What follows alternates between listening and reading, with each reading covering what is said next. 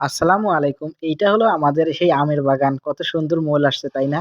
আজকে এই রাস্তা দিয়েই যাবো আমাদের আমের বাগানে। কত সুন্দর রাস্তাটা। এই রাস্তা মেঠো পথ দিয়ে যাইতে হয় আমাদের আমের বাগান। চারদিকে আমের সুন্দর সমারোহ দেখেন কত সুন্দর।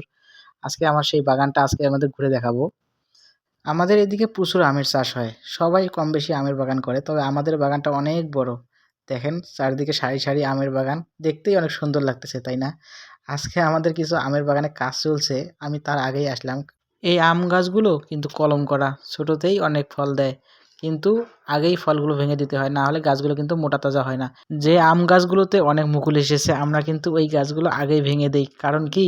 যদি বেশি মুকুল আসে তাহলে কিন্তু ওই আমের ভারেই কিন্তু গাছগুলো ভেঙে যায়। এই গাছের শিকড়টা দেখেন বেরিয়ে চলে এসেছে। এই শিকড় যদি আমরা ঢেকে না দেই তাহলে কিন্তু গাছটা অনায়াসে মারা যাবে। যার কারণে এই মাটি দিয়ে সুন্দর করে ঢেকে দিলাম যাতে গাছটা আরো সুন্দরভাবে মোটা তাজা হয়। এই গাছের মুকুলগুলো দেখেন অনেক সুন্দর, তাই না? কত সুন্দর সোনালী আঁশের মতো। দেখেই মনটা ভরে যায়। দিনাজপুর কিন্তু লিচুর জন্য বিখ্যাত। আমাদের এখানে সচরাচর আমের চাষই বেশি হয়। আমরা আম ভালোবাসি খুব। আমরা আমের চাষ করি। আপনাদের এলাকায় কি, কি চাষ বেশি হয় আমাদের অবশ্যই কমেন্ট বক্সে জানাবেন। এই সারি, সারি আমের গাছগুলো দেখতে কিন্তু খুব সুন্দর। যাই সারিবদ্ধভাবে করবেন তাই কিন্তু দেখতে সুন্দর লাগে। দেখুন কত সুন্দর সিনারি, তাই না? অবশেষে আমার দেখা শেষ হয়ে গেল। আমি চললাম এখন বাসার দিকে। কেমন লাগলো ভিডিওটা অবশ্যই জানাবেন।